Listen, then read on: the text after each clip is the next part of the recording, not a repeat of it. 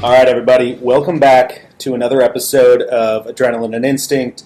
Today, we're talking to a backcountry skier featured in Famous Potatoes. He's an absolute shredder. He also shreds on the Moto track. Today, we have Blake Bowerman. What's up, David? Blake, how goes it, man? Good, man. It's been a sick day. Can't complain. We're pulling back. We were talking a little bit before we just started this sucker on the work stuff. So tell me again what you do for work right now. So I am a steel pipe salesman. So how did you get from working in the trades into sales? Dude, I got tired of not having fun, so I wanted a job where I could. That's the best answer. But no, my stepdad he owns the business, and so he kind of had mentioned like, oh yeah, I would let you work here, but it'd be like caging an animal, like a wild animal, like putting you behind a desk. And then one day I was kind of finally had enough working in the trades, and I'm like, hey man, I'm willing to do it. Let's try it out. And I've been there ever since. Dude, I feel like the sales rap, and to anybody listening, I'm not going to dwell on occupation stuff, but the sales part is kind of my background. That's what I do professionally. It's fun if you make it fun. For sure, yeah. Because I can think of, a lot of people that I work with and have worked with in the past that are like some of the most miserable people in the world. Yeah. And then you kind of look at some that have like figured out a way to make it fun. Mm-hmm. Like, how do you make yours fun? Because you don't seem miserable. No, it's like, yeah, you're totally right. It's what you make it, right? Like you can make any job suck. Like that's just the reality of it. So. No, I just like to get to know people, because a lot of my stuff is on the phone. I'm not a door-to-door salesman. It's like I'm calling these companies, these oil field companies and water well drillers, and I'm trying to sell them steel pipe, right? That's the deal. And so, but most of these guys are just like me and you. Yeah. They go fishing on the weekends, or they ride dirt bikes, or ride snowmobiles, And so if you can kind of break the doors down and kind of befriend these people, it like makes it so much more fun. Dude, the relationship-based selling, which, again, not everyone has to do it in a slimy shit way. Yeah. But when you do it in an honest way, which we were talking even before we started, like the Midwest, you were saying, kind of like has some of like the most conversationally adept people, which I'm biased. I'm from there, so I will agree with you. But it's one where I think some of the best days of selling are when I'm not even talking about what it is I'm selling or anything to do with the industry that I'm selling in. It's like just a learning session with whoever I'm with, asking as many questions as I can. And that just ends up being fun. And then you end up going golfing or you end up doing something fun like fly fishing with them. And, dude. Yeah, no, that's absolutely it. Like, it wouldn't be fun if you didn't have all those aspects of it. Like, just cold calling people, that is the worst. Nobody wants to hear from some salesman. It doesn't matter what you're selling, whether they need it or they don't, whatever. Like, nobody wants to talk to some slimy salesman. They just don't. No. All right, I got to ask, for somebody like yourself who is pretty used to chucking yourself off cliffs and other, massive jumps on the bike, like, do you still get that little giddy feeling when you got to pick up the phone and cold call somebody? Totally. Yeah, absolutely. It's like your heart kind of starts to flutter a little bit, and you're like, okay, am I going to get the right person on the phone? You kind of are going through your pitch, And yeah, I absolutely get nervous when I go to call somebody. Which is hilarious because the worst thing they can say is no. Or there's no harm they can actually inflict on you. Mm-hmm. Yet, I'm the exact same way. I look at any of the other kind of wild stuff that I'll do, and it's like, yeah, that sounds a lot easier than just picking that phone up and making that dial. Even though I seem to have to do it, 5 days a week, which is maybe this podcast will blow up, and then I don't have to work anymore. That would be sick. Having conversations is way more fun with people that are doing cool shit. Dude, it really is. Yeah. So the other thing. I guess one of the big things I wanted to chat with you about is you're a kind of from the valley, so lived in Spokane your whole life, kind of the Spokane Coeur d'Alene area. For any of those listening that aren't familiar with the area, Coeur d'Alene is kind of on the Idaho side. You drive 20 minutes. Yeah, it's like 20, 25 minutes for me to get to Spokane Valley to go to work. Yeah, It's one in this. It's basically the same town. Coeur d'Alene and Spokane are one and the same, in my opinion. I would agree. And a lot of people work in Spokane and live in Idaho. Right. So, but growing up in this area, I think you're still more than equipped to handle the question, which is, it's changed a shit ton. Mm-hmm. Even in the, 5 years that I've lived over here? Dude, only 5? Only 5. I feel like you've been here for like a decade or so. I wish, dude. I wish I would have found it sooner. No, I've been here 5. I was in Post Falls for 4, and then moved over to Silver Valley. Been there about a year and a half. Which is sick. So sick. I love the Silver Valley. Yeah, I love it too. It's like what I would like to imagine what Coeur d'Alene used to be like. Yes. Where it's kind of a little more western in the fact that I can go ride dirt bikes from the house. Mm-hmm. Or you got the river, I can go fish, you can go, pretty much all the toys. Endless opportunity. Yeah, hunting in any direction you want to go because there's public land everywhere. Mm-hmm. People are nice. I do unfortunately have a neighbor that moved here from Hawaii who doesn't own anything but like a snow shovel. And I've had to pull him up the driveway now numerous times and plow him out. I'm going to invest in some snow tires. Yeah, I'm going to just ship him a bill next year if he doesn't ship up. So what would you say, though, is like some of the biggest kind of changes you've seen with this area, especially for those that haven't been here but have probably heard the name Coeur d'Alene? Yeah. I would say the biggest thing is like between, just as a population, it's getting so busy here and everything is pretty much growing north of I-90. And so like the problem that we run into that I see is like they're putting up all these housing developments, which is awesome because it brings people here and more business and money and it's good for the economy.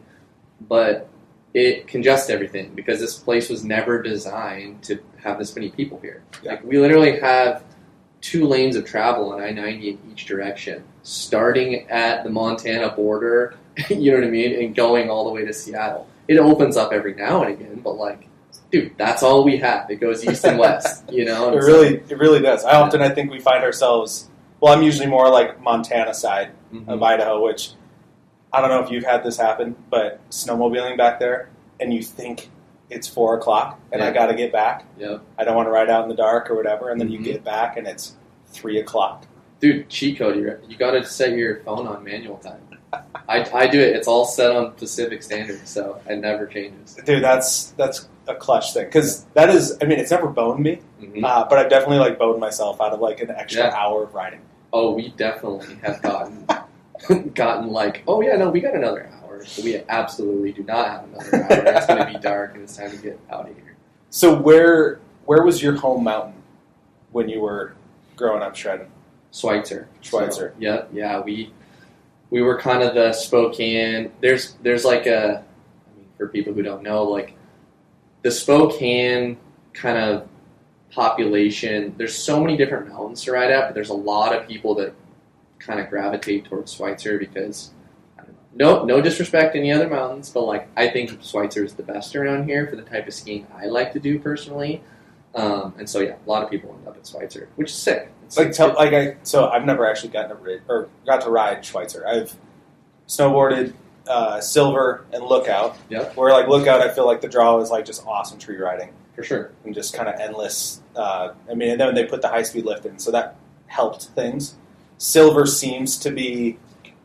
It has a lot of that, but I've still it's been hard for me to get over the way that lift, like ride the gondola up to the ski area, then you're kind of up there until you're done. You're kind of landlocked. Like once you're there, it's like to get home, I either have to ride a lift or I have to ride a lift. Like there's no just going down to your car, grabbing your sandwich and your cooler, or like swapping out a different snowboard or whatever, Yeah.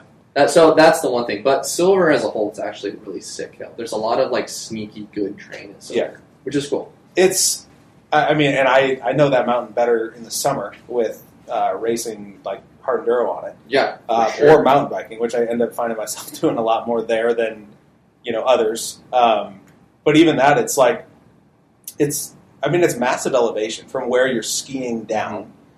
But what is Schweitzer like? Because I know it's up there too. Yeah. I mean, you definitely have some elevation there. Oh, you're putting me on the spot. I want to say Schweitzer is like 62 or 6,400 feet, right in that zone. Yeah. I think it's like the highest points.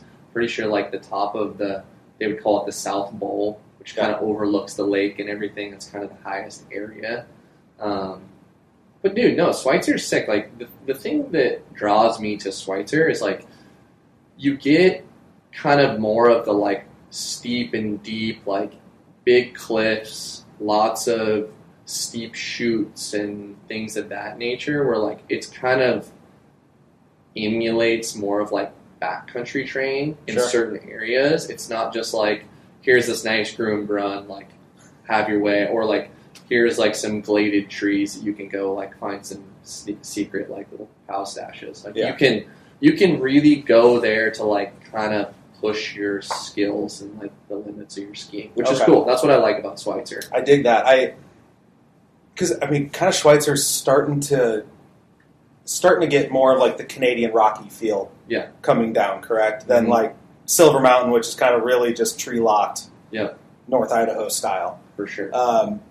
Okay, that's a good to know because I haven't been there yet. But like one of the places that I loved riding was when I lived in Colorado and had Winter Park.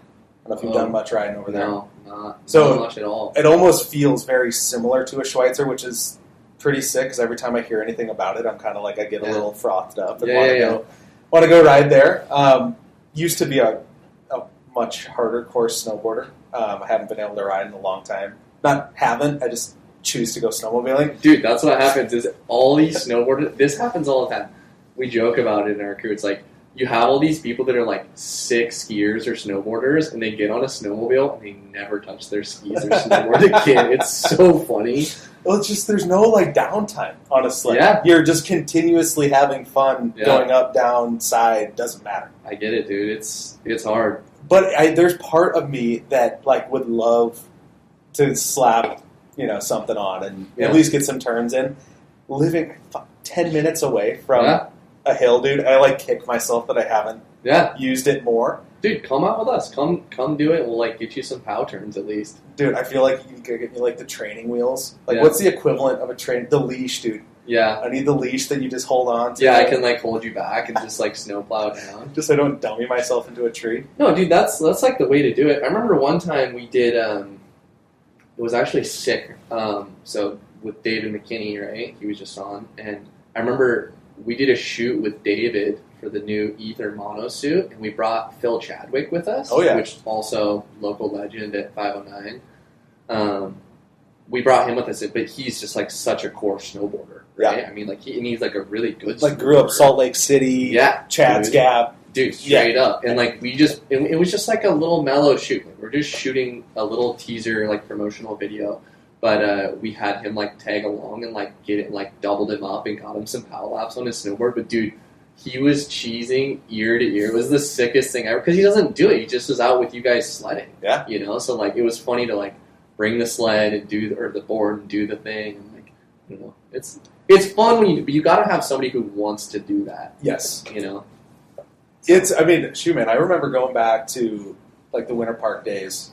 So that was kind of like the perk of where I lived. I could mountain bike at, I'm going to draw a blank on where it was. Fruita, Colorado. Yeah. So they have like Grand Junction, Fruita. It's all like the really high desert, but gets snow up high, but you can mountain bike pretty much year round over there. And then a 2-hour drive over, and you're in like all the core resort towns. The lovely I-70 boogie. Yeah.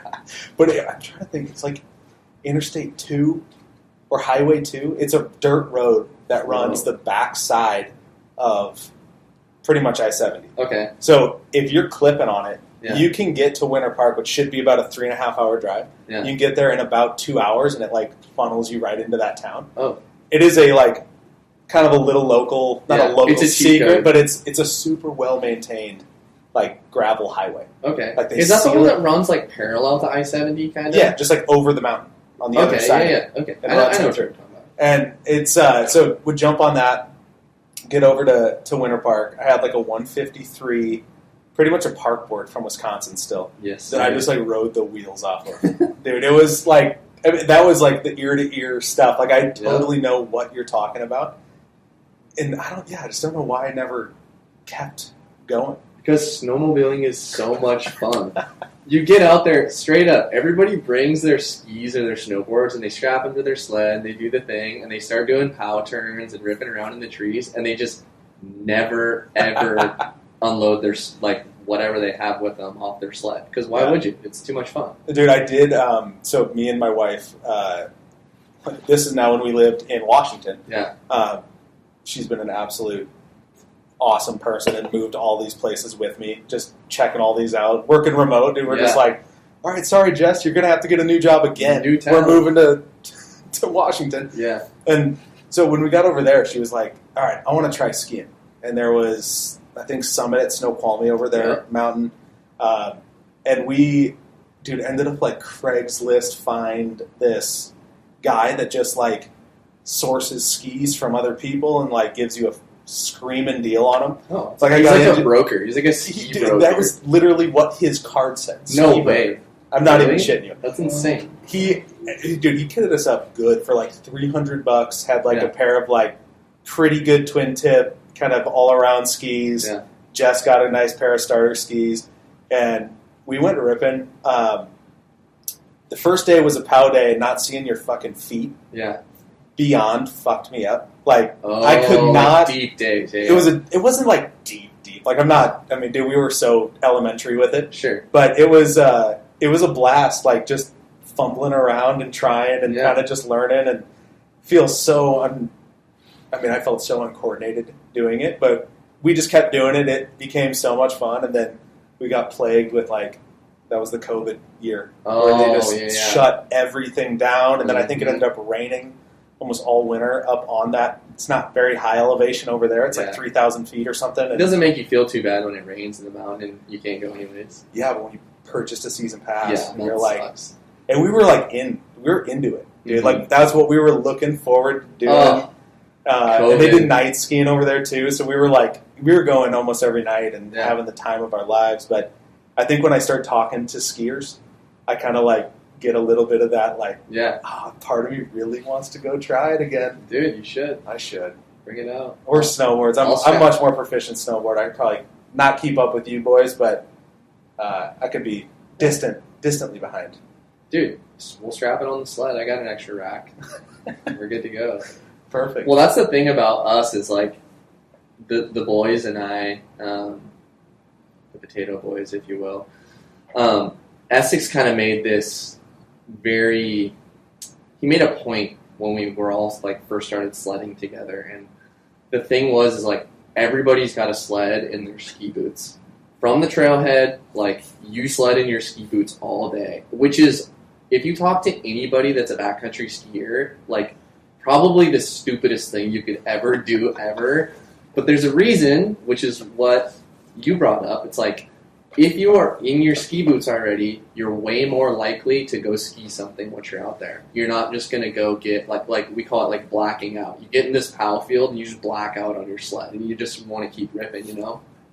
So if your ski boots are on, like, you're for sure going skiing. So that's what we do. We do not ski or sled in regular snowmobile boots and like switch once you're out there. Yeah. Everybody wears their ski boots from the trailhead all day. Dude, that's a good rule. Have you had some like weird get-offs because you're wearing ski boots? Yeah, sometimes like the toe piece of your ski boot will get kind of hung up in the running boards. Or like the worst one is I used to ride I had a 850, like an Axis, like a Polaris Axis 850, and the stirrups on the Polarises, like, you know, kind of how you could hook the top of your foot. Dude, the top buckle of your ski boot would wedge underneath there. And so, like, say you're going up something and you need to bail or whatever, you can't get your feet out. Oh, man. Which was mayhem. So it's just like a full-blown leash. Yeah. So I'm on a ski-doo, and that doesn't happen anymore because they don't have those. But, yeah, it's that would be... I mean, I like that because I would totally succumb to the I'm just going to ride a snowmobile today. Yeah. They're just too much fun. You can get into so many awesome zones with it. Have you guys had the opportunity to, like, I know Probably not around here, but if you're anywhere else, like I've seen it in BC and other things where they'll get up onto something and they'll go ride the sled down and then ski behind it. I wish, dude. No, we don't have like high enough alpine stuff here. Like that's like a big thing. Like at BC, like go up to Revelstoke and you get above tree line in the alpine, or like honestly even like Colorado. Colorado's high enough elevation where you can kind of get away with that and just send your sled down that bowl and ski next to it or whatever. I want to really bad, but there's too many trees here, which is we don't have like the elevation everybody else has. Yeah. So we like we have trees to. I mean, think about like one of the taller peaks around here is like 6,800 feet. There's trees all the way damn near to the top of it. Well, and usually they're like kind of old man style where they have like just a little bald patch on top. Yeah, for sure. They're definitely not fully exposed. Yeah. Which is, it's good in its own right though, because I think, doesn't that lend to us having some of the better snowpack for sure around, which is, I mean, a pretty good trade-off, even though seems like there's still deaths every year. Yeah. Unfortunately. Yeah, no, the tree riding and skiing around here is kind of what this area is known for. I mean, straight up, like Schweitzer. I remember whenever you go look at any of the like ski magazines that would write articles about our area, it was always Schweitzer, known for their trees.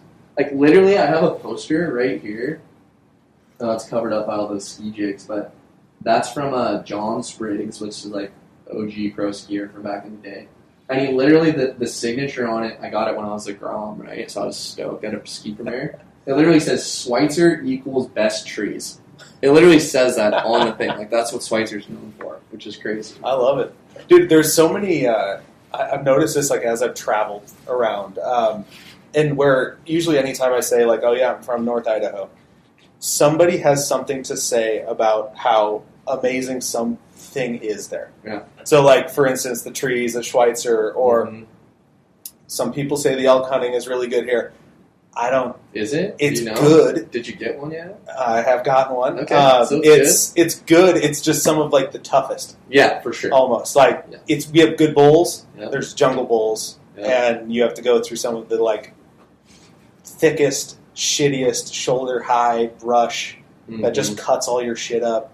Yeah. And then sometimes you get an elk to come in at 10 yards and you can't even see them. Yeah. You just hear breathing and you see antlers kind of knocking trees. And they're like 10 feet from you. 10 feet from you and you can't do anything. Yeah. So, like, that's where I'm like, the best? It's like, it's good. It's better than a lot. Because you're an archery guy, right? Archery guy. Yeah, okay. Sick. I mean, I'm an anything guy when it comes to that, dude. I've been dabbling in, like, the long-range rifle stuff, too. Whoa. Which is... That's a portal to go down. Oh, my God.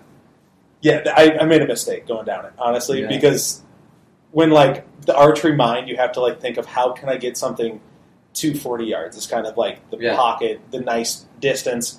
Anything past 40, it's, depending on the setup, especially here, like, you're really not going to make many shots past a 40-yard. And then all of a sudden you're thinking, like, I can poke this thing out to 700 yards. Yeah.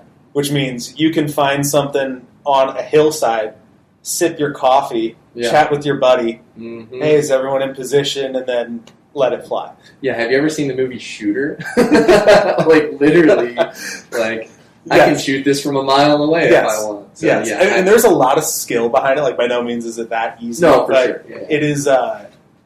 It is like, it unlocks this whole other, like, thing, which isn't conducive when you're going into archery season in 20 days. No. So.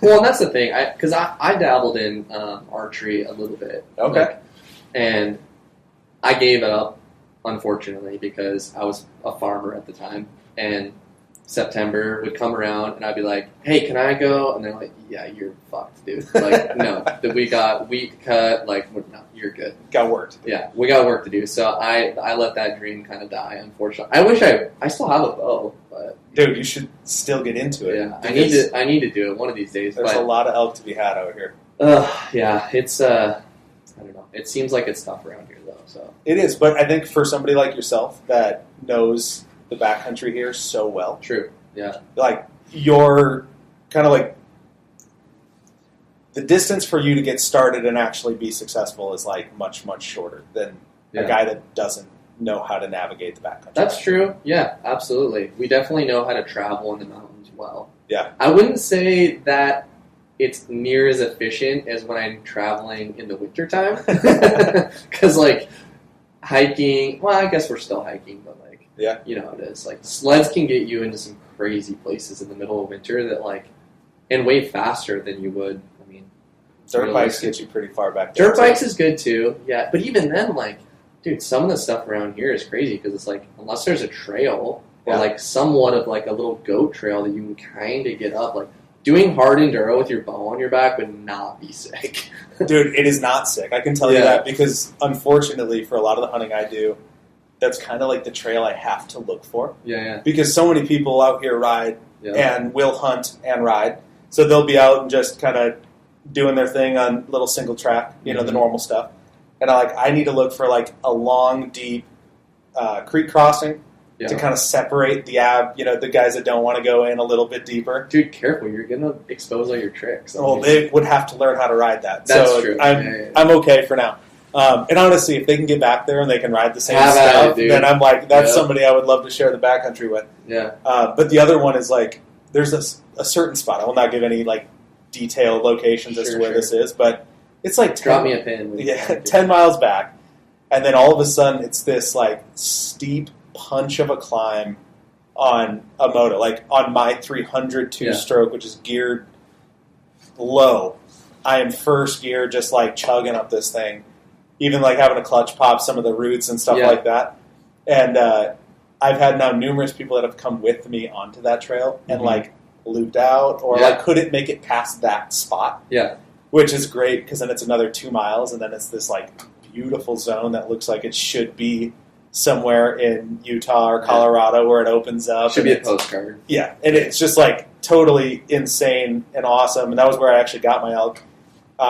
So some of you listening probably know where that is. But it was one of those where you're just like, dude, the little squirrel catcher at the beginning is like, that's what I'm looking for. Dude, I will say this. I've rode dirt bikes with you. It's been a long time, but I have. And if you're saying getting there is that bad, I believe it. Because you're, like, really good at riding trails. There is no shot on getting my bike up one of those trails like that. So I'm good. I'll take your word for it. Dude, on the moto side, though, as you bring that up, I want to kind of explore. Because I grew up racing moto in the Midwest. Never touched a trail. Dude, I thought trail riding was actually really lame. Yeah. Growing up. And until you moved here. Until I moved here and then saw that there was like actually a cool version of trail riding. Or a really gnarly version of trail riding, which kind of intrigued me. But I feel like there's so many people that kind of go into trails and then eventually wind up at the track. Sure. Or guys that start at the track and then eventually wind up in the trails. And I feel like unless you live in like SoCal, it's really hard to stay like in one lane. Have you had that same kind of feeling? I know you're kind of more of the track guy right now. Yeah, it's funny because I grew up riding at a track. Like my best friend growing up had a track at his house. And so like pretty much from elementary school on, we just rode there. And we didn't do a ton of racing because we only have a handful of tracks around here. We don't, and they're not like big, popular like SoCal tracks.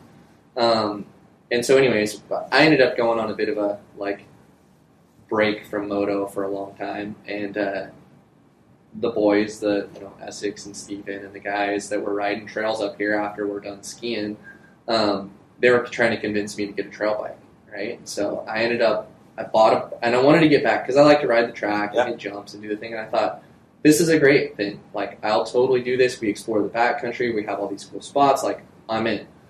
So I bought a Husqvarna 350, like 4-stroke, but it was a track bike. Okay. And I had this theory that I could kind of make this thing do both good, which it was totally, like, not going to happen. But, because track bikes just don't ride good on the trail. You know that. Yeah. They're terrible. They're stiffer. They suck. The gearing is much shorter. Yeah. I did the exact same thing as you with the SX250.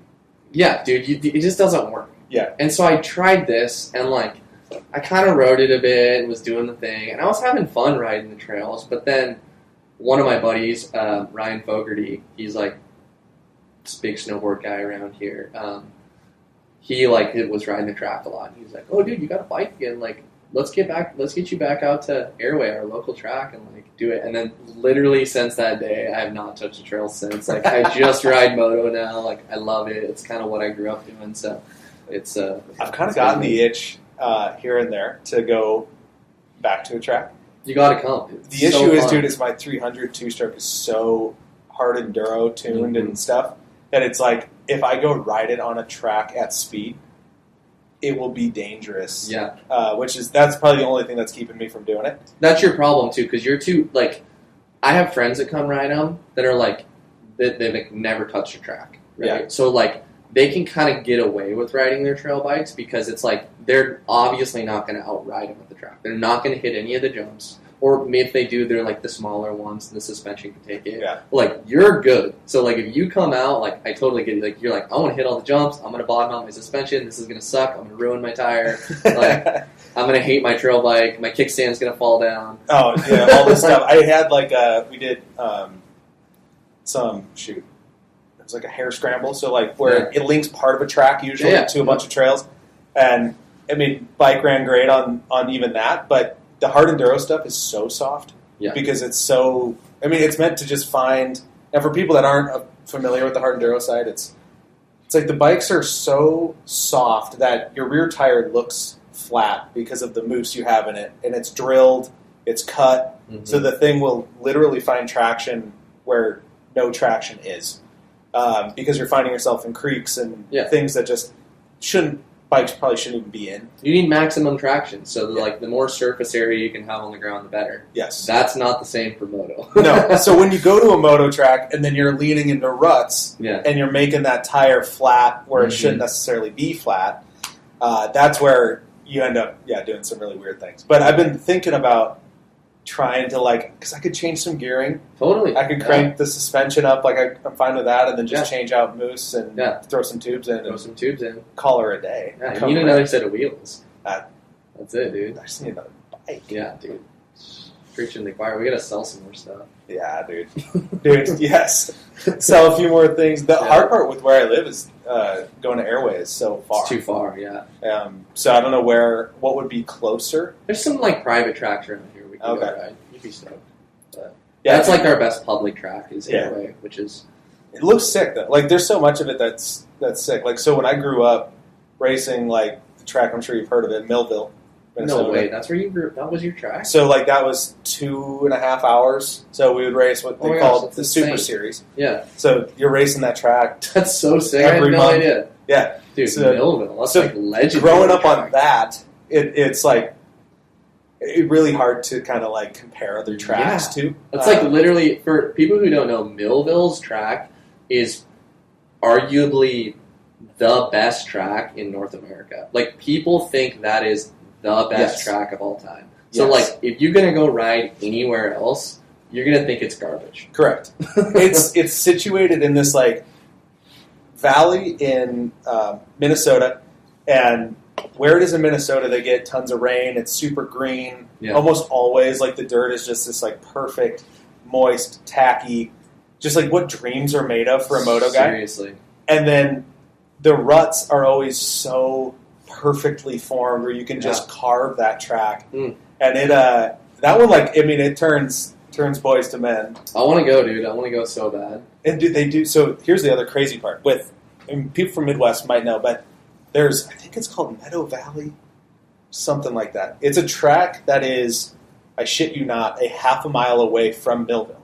Oh, okay. And it is also one of the sickest tracks that I've seen. And it's like, you go and you throw $5 in, like, the jar and go... The honor system. Go ride for the day. Yep. And it is, like, this beautifully maintained...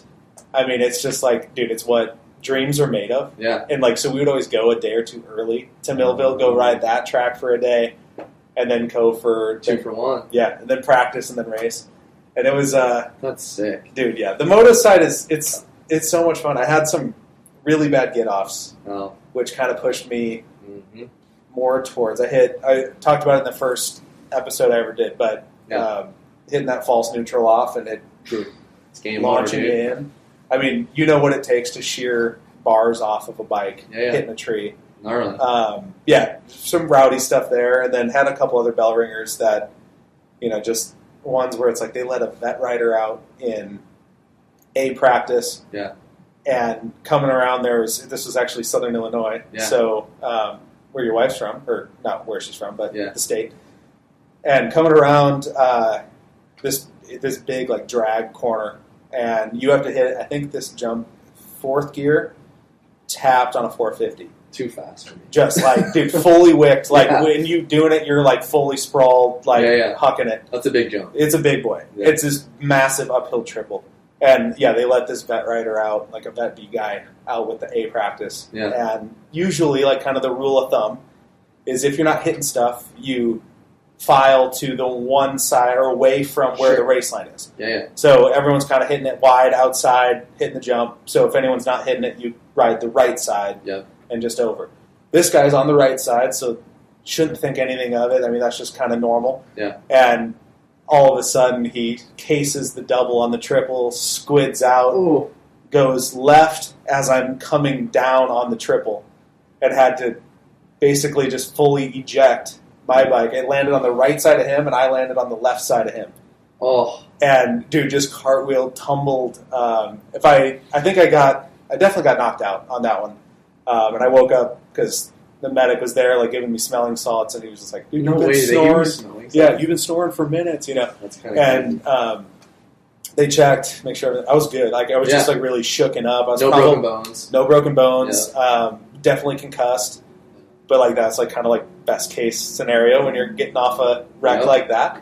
And that was the last kind of like, all right, I need to like, I was like starting college shortly after that. And I'm like, dude, I need to get like my shit together because this is not going to work if I just keep throwing myself off stuff. Straight up. Especially when it's not your fault. Like in that one, like I could have like ended the dude's life if I would have landed on him. Maybe. Heavy stuff, but it's a gnarly sport, man. It really is. It really is. Have you had any big get-offs? Dude, like for the last 2 years, I'm knocking on wood right now. Every year, I separate my shoulder. Every single year for the last 2 years I have. And this has been my first like full season of Moto where I've just been like doing good. And I like, obviously you're going to crash. Crashes happen. Yeah. But yeah, so normally I've been pretty unfortunate in my shoulders have taken a beating the last 2 years. And I'm trying to like not do that this season. So this year it's been pretty good. But that was like to your point about Moto and like getting injured. Like I'll never forget because like when I was a kid growing up, my dad liked Moto and stuff, but we weren't like racers. Like I like to ride the track, but he wasn't taking me to go racing and do the stuff. And I was just talking to him the other day about Moto, and it all makes sense now because I was like, why didn't we go racing? Like what was the deal with that? Obviously it's really expensive, and all of our money and budget was going towards ski racing and doing the thing. But he was like, dude, I straight up, I didn't want you to get hurt. He's like, because all these kids, you see all these Moto families, and kids are breaking femurs, and they're doing, like, serious damage to their bodies at a young age. And, like, you don't walk right the rest of your life when you do something like that. And he was just like, dude, I didn't want to see you get broke off like that. So we just, like, tripled down on skiing. I let you ride, because I knew you're not going to be going out and, like, being crazy stupid. But that was, like, and then the light bulb went off. I'm like, oh, okay, this, like, makes sense, because here I am. Last 2 years just exploding my shoulders right at the track. But. Dude, the competitiveness does something to you. Yeah. My dad, he has an episode, and he's kind of, to me, he's a legend because he's, of course, dude, figured out a way to, basically put 6 kids through school and have like all the fun hobbies, but still like instilling all of the like good values that you could ever want, where it's like he had a great job and that stuff, but like growing up racing, like he would never take us if we didn't ask to go. Like we'd have to like ask, beg, and that's a good way to do it. And he was stoked. Yeah, and he grew up racing like at a high level, like raced at the like Metrodome, like Supercross stuff. Whoa, but so the crazy thing is like we were at these tracks. Not crazy. This is like actually a super good lesson, honestly. Is we were at these tracks, and I remember numerous times where, like, I was sketched out of my mind to hit something. Mm-hmm. And I just remember my dad's like, dude, we're do this for fun. You don't have to hit anything. Yeah. Like, go roll it. He's like, if you want to win, like, you can hit it, but, like, not going to change how I look at you, man. Like, go do your thing. Straight up, dude. And I think because advice. I'm uber competitive, I fucking hit it and I had to, and you know, all that stuff. I'm sure he was proud about it, but it was like he never forced any of that stuff. Yeah. And then one of the other best things he ever taught me was like we didn't have the newest bikes. We had bikes that worked because we maintained them, but you know, find a nice deal on. I think back then it was like Craigslist, and bikes worked. Bikes did a good job, but the coolest part though is like we showed up in basically a truck, slept in a tent, didn't have the motorhomes, didn't have any of the crazy stuff. Core memories. Dude, and I remember numerous times, which like looking back, I'm like, you little fucking asshole. Where you're just like, Dad, when can we get the cool stuff like everyone else has? You know? Yeah. And I just remember like my dad kind of like looking at me and goes, just see where they are in like 20 years. Yeah. See where they are in 10 years. Yeah. Because at that point, like I'm leaving college. Yeah. Now I'm like kind of seeing it. It's like half those families went bankrupt because they're just burnt out, dude. Blowing all their money on this stuff. Like the kids have awful relationships with their parents because it was just like a force fest of like, you need to do this. We're forking so much money over for you to race. And he's just like, again, like we do this for fun. Like this isn't what we're going to do for the rest of our lives. This is like just for fun. So like take it for what it is, and like it was one where it was like, here's how you race and still stay financially. I mean, not necessarily even successful, but like responsible. Yes, financially responsible. It's like it was like one of those lessons where like later I'm like, oh my god, I get it. Yeah, for sure. Like because I'm sure he was like sitting there like, God, I want to get him the new bike. Like I mean, we were racing at a good level, dude. So it was I'm sure tough on him, but. Man, looking back now, I'm like, those were like the lessons that I was so fucking happy that he showed and did it in the form of dirt bikes. Because it's one where it was like, that was the one that really meant something. Mm-hmm. Like, easy to do that with school sports. Like, we won't get you the nicest stick because you won't be doing this. You're like, all right, whatever, you know. But like, the Moto was like, that was the passion. That was what I was dreaming about doing. So what's that saying? Like, if you're not having fun, you're not doing it right or something like that? Yeah. Like, straight up. That's the truth. If you're not having fun, you should hang it up. Yeah, straight up. And almost like any of those sports. Dude. Absolutely. I mean, they're hard moments, don't get me wrong. Like, I can think of 100 tough ones where you don't make that last pass or you end up not performing to your best. But, like, those are all, like, the learning, personal stuff where it's like, all right, work harder, do better. But it's... Dude, that's such a cool part about Moto. I don't know if I have kids, dude. I don't know if I don't know on the Moto side. Yeah, it's a tough decision to make. Dude. It is. I've thought about it a lot myself. It is. I mean, it's so sick, and I would like obviously want to share that with your kids because the thing is, all you can do is show your kids what's out there, and then you kind of let them pick. I think that's kind of what I've realized was like that's kind of what my parents did with me.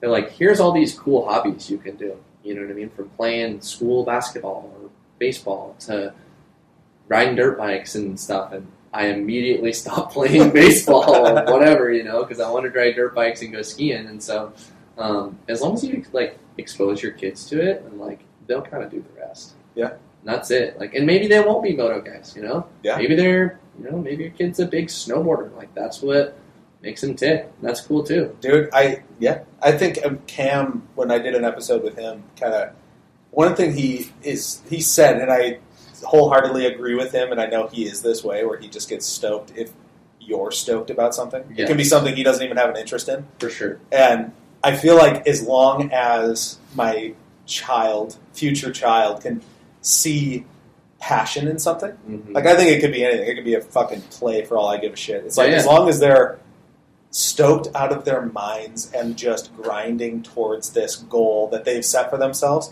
on something. I'm like, I think that would be fucking awesome. Yeah. You gotta have purpose in life. You do. What are you doing without purpose? Yeah. Dude, speaking of purpose, I think this is a really cool kind of segue into, I think, what really you do all winter long, which is like, skiing is clearly your purpose. Sure. Backcountry skiing, but still being able, like, you have the full-time, the real job.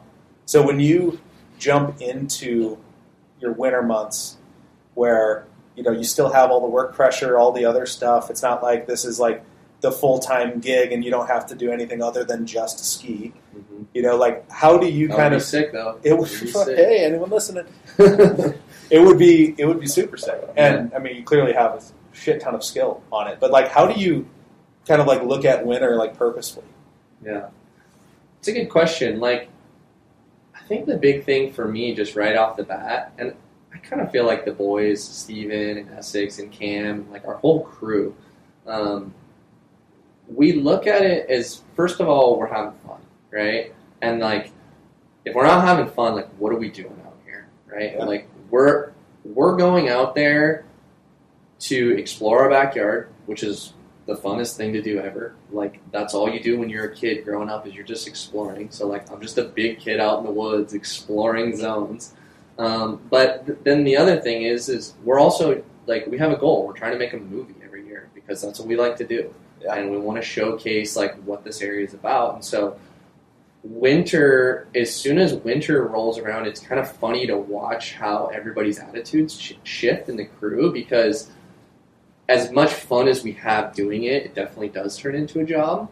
And so I know for me, like, anything scheduling wise, like, goes out the window. Like, winter takes all priority. Like, you can ask my wife, she probably like will roll her eyes. Like, she does not make plans on the weekends. There is no dinner dates with other friends and couples or whatever. Like, skiing is life, and that is it. And until we stop skiing and all the snow's gone, come the end of the pond skim, whenever we do that in June or whatever, like, then it's finally over. So it's like, it's a full-time job, straight up, on top of your full-time job.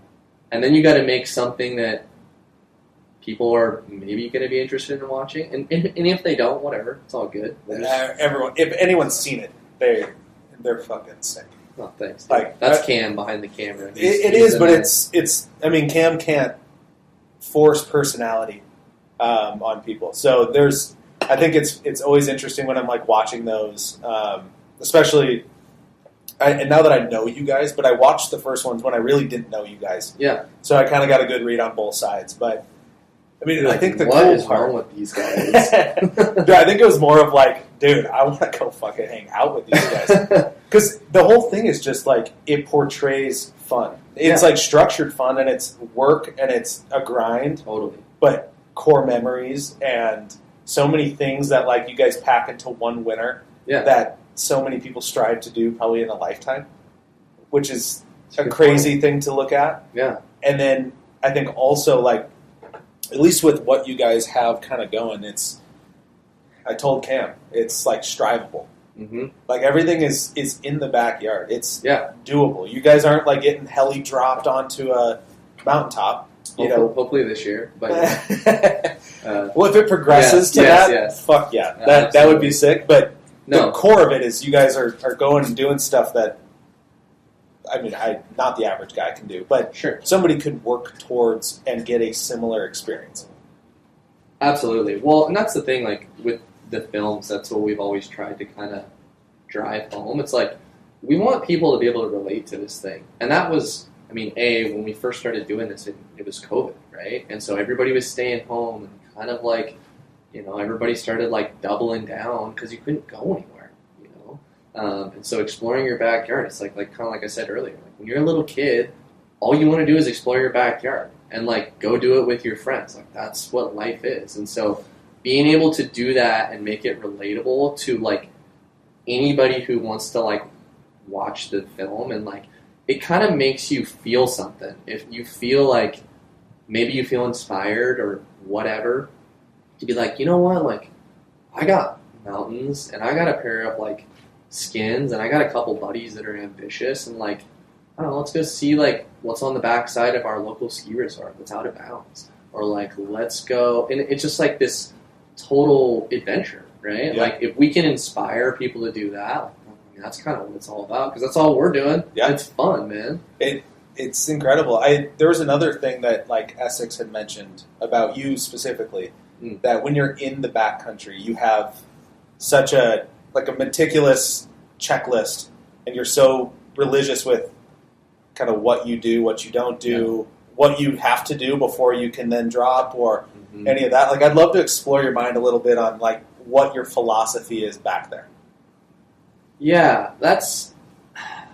I mean, to start it off, like I'm very like organized, kind of type A person. So that's, which is funny hearing it from Essex, because he's very also organized in his, I would say, business brain. But when you get Essex outside of that, he's all over the place. Not in a bad way, by any means. But he's just like, that's why he probably said that, because it's like like for instance, when we go out in the backcountry, I know exactly what's in my pack. I know what I'm bringing that day. I know how much water I'm going to drink that day. I have X amount of electrolytes in my bag. Like, I'm setting myself up for success because I know how gnarly it is to go just even exist in the mountains, let alone go ski something gnarly.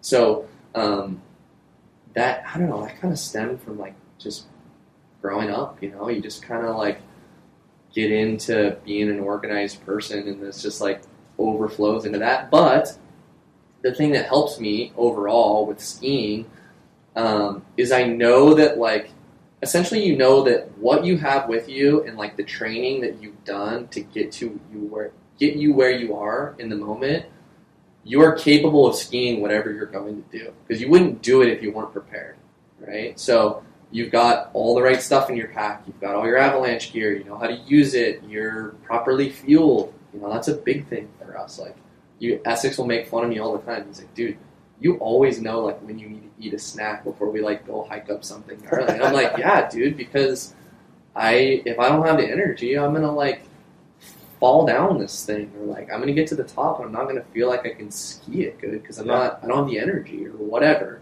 So, has there been a time where like something didn't go to plan, like where you thought you had everything in there and you like digging for something and it's just not there? Thankfully, no, not. Dude, you are a better man in the backcountry than I. Not that I can like remember. Not the one that was like super pivotal. Yeah. Where I was like, oh my gosh, I don't have this. There's been things where like equipment breaks or whatever, and you got to figure out how to, like a classic one is like you'll rip the tail clips off of your skins. Like when we go to hike, like there's been times where we were gonna go in and ski something cool, and like the start of the day, I like ripped the tail clip off my skin so it can't clip to my skin. I'm just like, oh great, okay, we're dealing with this today. But then you have other stuff in your pack to fix it and move on. Or jerry rig it. If we even the meticulous side, because the packing is one, and I mean, granted, I'm not out in the backcountry necessarily like overnight or doing those things. On a sled, it's a lot easier because you can carry everything. Sure. Half of it's on the tunnel, so it's easy. But when it's like, I kind of like relate it to hunting. When I'm on my own 2 feet, I'm the only thing carrying what I can bring in and use. Oftentimes, I have to be prepared to stay overnight if you get something down, or if you're really on something good and you don't want to backtrack and you just want to kind of put camp there and snooze. Where the other, though, that I'd like very curious on is like what your checklist is like for actually like doing a run or doing something. Like, what are you looking for? Like, obviously there's snow conditions. There's so many variables, and I'd be so curious on how you manage those variables. Dude, that's the $1 million question, right? Is it's like around here, specifically for Idaho, it's like snow conditions are tough here. Everybody kind of knows it. Like, we get a mix of different weather conditions. It could be raining one day, next thing you know, it could freeze and there's a crust on everything, or it could also snow 2 feet overnight. Like, you never really know what you're going to get here. Or the sun might come out and put a sun crust on everything. And so, Idaho's tough. You got to be, like, our checklist for doing things is it kind of starts at the beginning of the season, which is just getting out there all the time and, like, really paying attention to what the snow is doing via your avalanche pit. We're constantly digging pits. We're constantly paying attention to, like... Explain what a pit is for folks that aren't back. Yeah, so an avalanche pit is basically where you go up to an area that is similar to the aspect, in like direction, north, south, east, west of whatever slope you're going to ski. And you would dig you essentially dig this big hole, and in this hole, you make the upward side of this hole nice and smooth, and you cut what is it?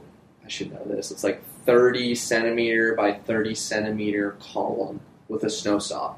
And you isolate this column, but then by putting your snow shovel on the top and tapping it with your hand, and then you go from the elbow, and then you go from the shoulder 10 times each, you can determine by looking at the snow layers what is going to happen, or your best guess, right? Sure. You can test whether the snow's stable, and there's all sorts of things you can, if you're interested, go look at some YouTube stuff. You can really go down the rabbit hole with snow science. But by doing this, you kind of get an idea for like what's happening in your area. So if we get out early in the season and we see that there's a weak layer of snow, we know that like that's going to be there for a little while, which then kind of helps direct us in what we're going to ski for the year. So there's some years we're going to go ski big, gnarly open faces because the snow's super consistent, it came in good all season, and it's like it's a go. But then there's other years where maybe you get a crazy, weird storm early, and it ruins the base of the snowpack for a really long time, and that's something you got to pay attention to all the way toward the end of the year.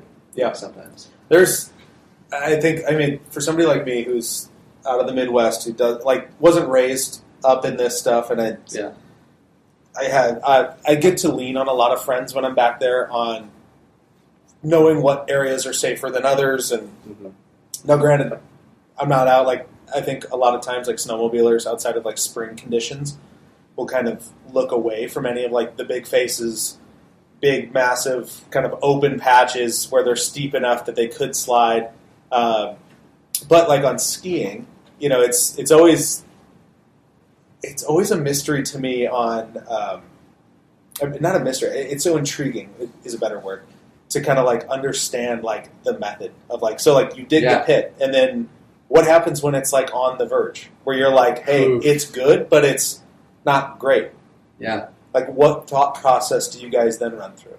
So my answer to this question is going to be a lot different than just your average like backcountry skier, because most people who would get a result that is iffy, if you will, would turn around and not ski it that day, whatever they're looking at, because it's not worth the risk, because they can't definitively say this is a safe slope to go down and ski, to a period. Period. So the problem is, this is where, skiing, I guess at this level, or better, the best way to put it, this is the inner battle that you have to deal with all the time is, okay, so you get to a spot, and this line is on the hit list, and it's going to make the movie, right? This is something that the world needs to see this, right? Or you need to push yourself to go ski this thing, and it's gnarly, and the snow's medium, right? Like, it's 50-50, right? Like in War Dogs, where the guy's like, 50% we live, 50% we die. Okay, so you get to the top, like, you got to make a decision right then and then. Like, what is your risk tolerance? That is the biggest question to kind of answer that. It's like, everybody has a different risk tolerance. Sure.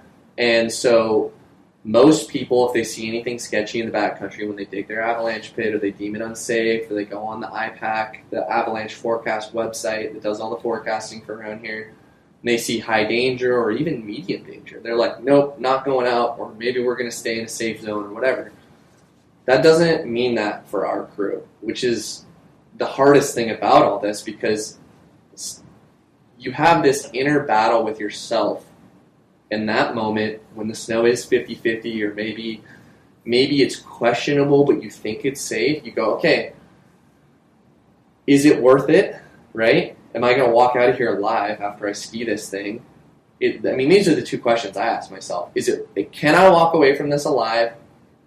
And if the answer is no, then obviously I'm not skiing it, right? And then the second thing is if the snow is kind of sketchy, but I think my skill can save me, and it's safe enough to do it within my skill set, then that's where this is the teeter-totter of like, okay, how worth it is it? Like, the filmer's set up, the light's good, like, do you ski it? Do you not ski it? I don't know, right? And so you have to figure out what your threshold for that is. Sure. And that is something that takes many years of skiing in the backcountry, or just traveling in the backcountry to figure out what you're going to do. Mm-hmm. And a lot of the times in the early days for me, it was nope, I'm not comfortable. I'm out. I ain't skiing this. Which is probably the best mindset to have. I mean, and I think one of the cool things about saying no is A, you get to live to ski another day. Absolutely. B, that like it's a learning moment. I think saying like, for instance, I've seen this with like David when I go riding with him often, and obviously McKinney's on a much bigger level on sleds than I am, and he'll drop into a face and things should be good. You know, like it's kind of that where it's like, hey, stuff's okay, and he knows what it looks like without snow on it, and it's all like just alders all through, so that should help with some of the packing of the snow. And so he'll come down, and then it's like in his head, he's already like, here's bailout 1, 2, 3. Yep. And if I need to just fully wick it down because something happened behind me, bailout 4 or 5. That's a good point. You got to have exit plans in the backcountry. I would say that is like probably, if you're going to ski something, that is like high on the priority list. Okay, like I'm going to make a turn right here, and if this thing rips and like an avalanche starts, I know I can ski to this zone and be safe, right? Or whatever. And that's kind of where the skill comes into place, where you're like, okay, I'm good enough at this, I'm a strong enough skier, or I'm a strong enough sledder in David's case, like I know I can get over that. Well, we think we know. It's all good till it's not. Yeah, right? I mean, there's too many of those stories too of way too good of skiers or sledders or snowboarders. But I do think like even the way you guys look at that stuff, like it's funny because we were talking before the pod, and it's like when you all of a sudden get flustered and scared being probably the number one emotion, where you start doing stupid stuff that you would never do in a million years, and all of a sudden you just like half your brain's gone, and you're, you know, no, for sure, which is like the poor instincts. But that's where I think like at least for myself, where I've been around people that I can put some trust in on a zone or on an exit plan or, you know, things like that, where I then learn. And then because I learned that time, it kind of like elevated my comfortability. Now I'm not as afraid going into this, and I can assess the danger better, and then I get a little bit more out of my comfort zone, and I keep kind of raising that bar. But it's like in those earlier years, did you have those moments where you're just like the scared feeling just took over? Absolutely, dude. And there was straight dummy zone after that. Yeah, I mean, and that's, it's funny because you asking that question is interesting because it's like it's like all tied together, where it's like what's in your, like the whole what's in your pack, and like me being dialed with what I bring, like all of that means something to get to this point, right? Yeah. Like you get more comfortable because of the experiences and what you bring with you, and then what you've skied and how often you ski it, and you know, all these things play a giant factor into that question, which was like, do you ever get scared, right? It's like, well, yeah, we all get scared doing this thing, but I've done this enough times, and I've practiced, and I've trained, and I've spent enough time in the backcountry that like I know when I make a decision to go ski this thing, I mean, in my mind, I know that I can A, do it, B, it's safe enough to do it, and C, like I'm gonna be able to go home and ski another day. Yeah. Like, and all of those things collectively like get you to that point, but it takes so long. And then like the second thing about that is in the early days, kind of to like tie that in, when we first started skiing here in the Idaho backcountry, first of all, we didn't know most of this stuff existed because we all grew up skiing at the resort. You know, I didn't have a huge backcountry presence, you know, or like people in my family. Like my dad wasn't out ski touring. You know, we just skied at the resort. And so in the early days when Famous Potatoes kind of became a thing, and it was me, Steven, and Essex, just the three of us skiing, well, Essex had so much experience living in Whistler, skiing in these huge mountains, these things. I mean, what I still watch them to this day, all these old ski movies, and like, they're gnarly, and you really got to be a mountain man and know how to navigate these things. So when he moved back and we kind of started our crew, he was the one who was really kind of like, we relied on him quite a bit to honestly see what was possible. And so in the early days, there's certain lines, like I'm literally looking at a photo of one. Like that day, I'll never forget, we skied a couloir that day, and me and Steven were shitting our pants at the top of it. And Essex was like, hey boys, I know how you guys ski. I know this is a little bit out of your comfort zone, but trust me, your guys' skill is plenty good enough to ski this. You guys are good skiers. Trust me on this. The snow's safe. We're good. And sure as shit it was, right? And so you have enough of those like moments, and the crew starts to build, and you start to get some momentum that like next thing you know, you're like, okay, I know what I'm capable of. Yeah. But sometimes it takes a little nudge like that. It's like, yeah. It's a muscle, dude. You got to work that muscle. Absolutely. And get comfortable being uncomfortable. It's still like that to this day. Like, we were skiing pillows this winter in this zone up in the Silver Valley that I'm sure you know very well. And there's a set of pillows up there that we have wanted to ski forever. And they're massive. Like, to the point where I'm like, I don't even know if we can ski. I don't know if somebody could do this. And this year it lined up. We had enough weird wet snow, and they stuck to the rocks good enough, and it made it doable to ski in. Well, I'm sitting at the top of this thing, and I don't want to ski it. I'm like, dude, I'm terrified of this. Like, you're standing like at the top of what, 20-story building, and I'm gonna land on these little landing pads off a sheer cliff, and I'm just gonna be at the bottom and be safe. Like, everything in your body is screaming, don't do this. You're an idiot. You're about to jump off a bridge to concrete. You know what I mean? I think that's what it feels like. And I'm sitting up there, and like, once again, here comes like Essex. He's at the bottom. He's like, why are you scared of this? You know you can ski. You can ski that. You're good enough to ski that. And I'm like, oh, God damn it, you're right, dude. Like, okay. And then you just have to turn your brain off and trust your instincts, which we've been doing this our whole lives, right? Yeah. So you gotta like really trust that and lean into it, and that kind of is what gets you through it. What's that one thing that you feel like, I might have a hard time articulating it, but I think anybody that's in these types of sports knows what I'm talking about, where usually, like in that scenario, you turn the brain off, you don't listen to yourself, and you move forward with it. You can kind of push it down and go. And you have enough confidence in yourself, you have that. But then there is something different, though, that when it flips and you know that it's a no. Yeah. And you're like, I'm not, and you are like so confident that it's a no, that like you don't even let yourself talk yourself out of it. And it's like really weird. Like, where do you think that threshold is, or like what is that thing that is different about one emotion versus the other? The answer to that for us is the snow stability. That is always that is our stop sign, straight up. If we go and we dig a pit, because whatever we're going to go look at skiing, we wouldn't go look at it if we didn't think we could do it.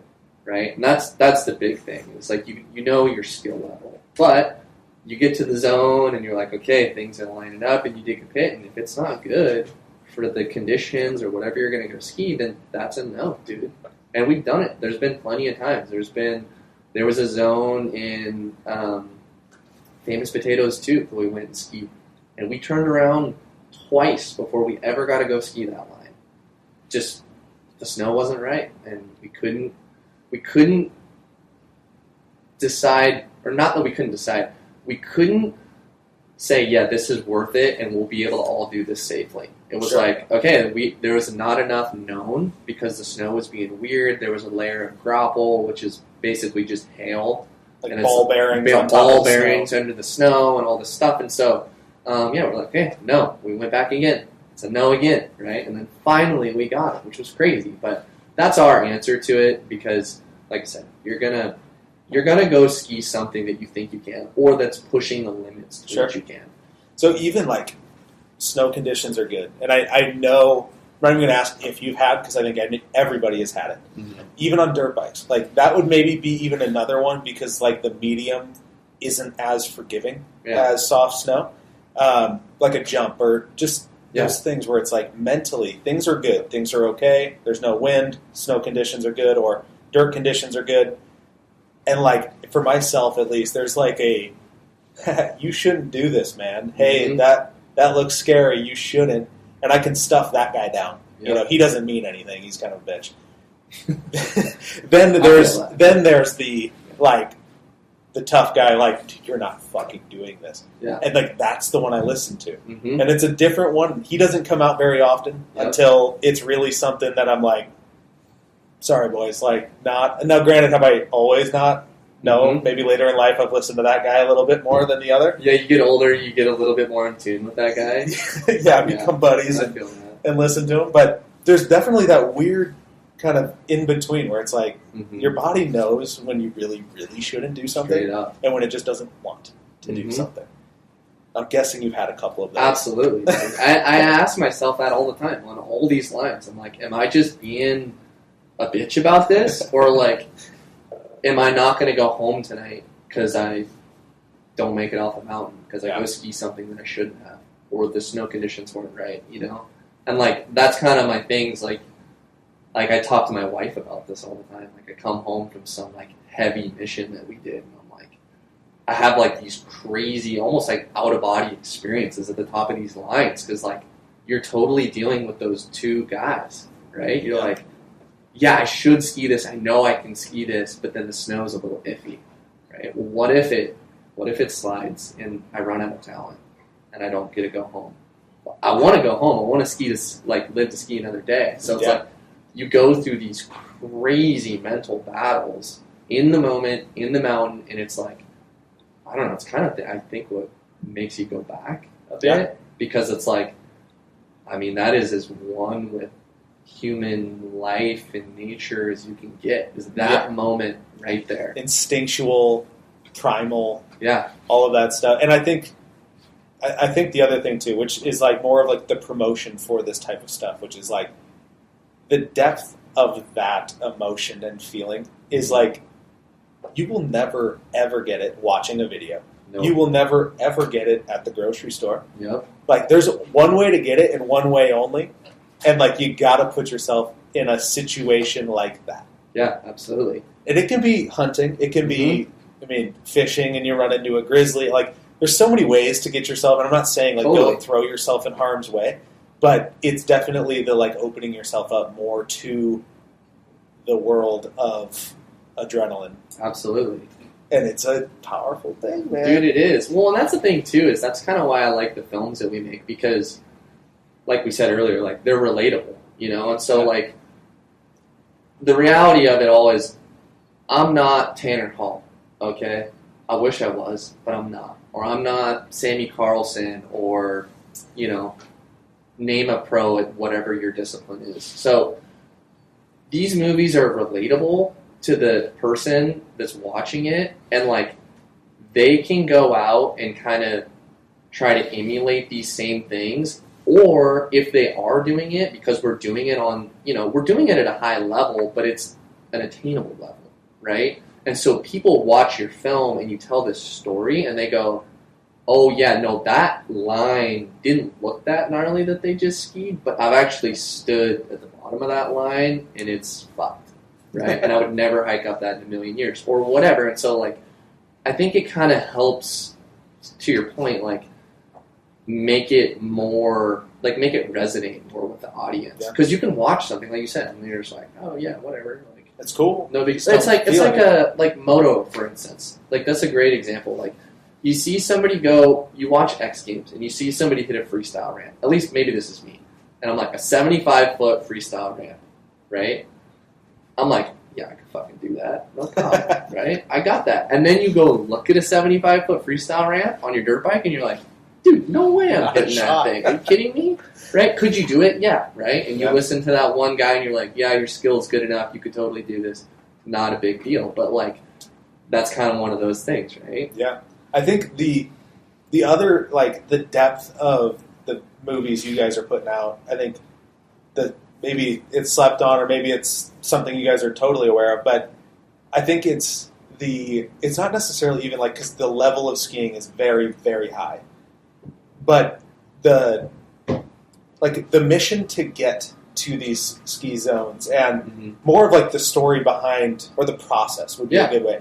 The process of you guys dreaming it up in a basement and then going and looking and skinning into those lines and doing, it's like that can be duplicated on something so less gnarly, and you can still have all the fun. Yes, like all of that's all good. I think the only difference is like when you start to elevate your ski level, right, is where now you just need something a little gnarlier to kind of still have that same fun. But for anyone starting out, you can grab 3 guys and go skin and go find a cool line. Yep. And that's, I think, the part for me that like really draws me in, because I will tell you, there's not a lot of ski movies that I can watch that I'm like enthralled with. Yeah, and yours is one of them, which is, and I kind of had to figure out why. Like after talking with that 6 and Cam, because I'm like what is this? Because I can turn Tanner Hall on or some of these other ones, and it's like that's rad.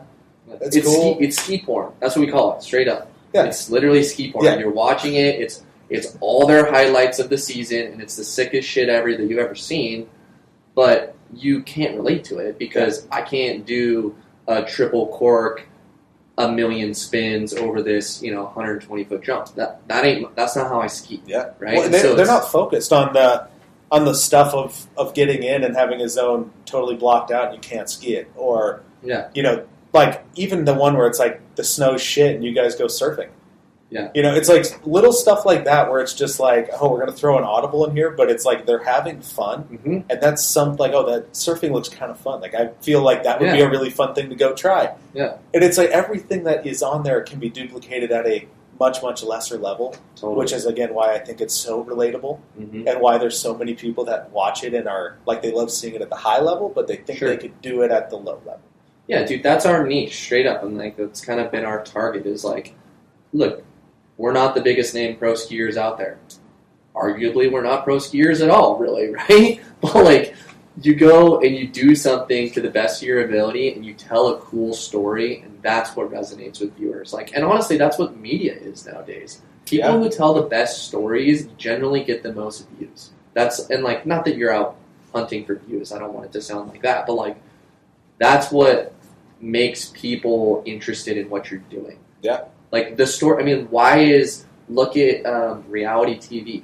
That went off like crazy because there's all these interesting stories and people can relate with, think about like Jersey Shore when we were kids, dude. Like, yeah, dude, I've been to the Jersey Shore. I partied like that. This is exactly what it's like, and I love it. You know what I mean? Yeah. Or whatever it is. Like, pick your poison.